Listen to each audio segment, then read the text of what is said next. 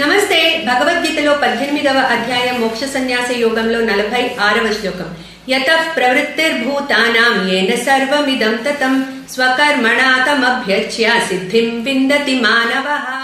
So భగవానుడు మనుషులని వాళ్ళ గుణ కాంబినేషన్స్ బట్టి, అలాగే స్వభావం బట్టి 4 వర్ణాలుగా శాస్త్రం విభజించిందని, అట్లాగే వాళ్ళకి నిర్దేశించిన కర్మలు కూడా చెప్పారు భగవానుడు.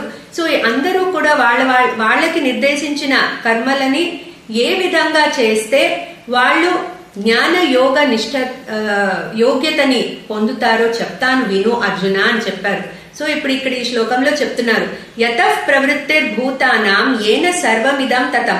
సో ఎక్కడి నుంచి అయితే ఈ సమస్త సృష్టి కూడా వచ్చిందో, అంటే యతః ప్రవృత్తిర్భూతానాం, సో సమస్త భూతాలు కూడా ఎక్కడి నుంచి అయితే వచ్చారో, అట్లాగే ఏ శక్తి అయితే ఈ సమస్త ప్రపంచాన్ని ఆవరించిందో, ఏ శక్తి వల్ల అయితే ఈ సమస్త ప్రపంచము నడుస్తుందో, అటువంటి ఈశ్వర శక్తిలో, అంటే అటువంటి ఈశ్వరుడికి స్వకర్మణ తమభ్యర్చ, మానవులు ఏ మానవుడైతే అతడికి నిర్దేశించిన స్వకర్మని ఆచరిస్తూ ఆ కర్మ ఫలాన్ని ఆయనకి సమర్పించి ఆరాధన చేస్తున్నాడో అటువంటి మానవుడు ఈ జ్ఞానయోగ నిష్ఠ యోగ్యతని పొందుతున్నాడు అర్జున అని చెప్తున్నారు.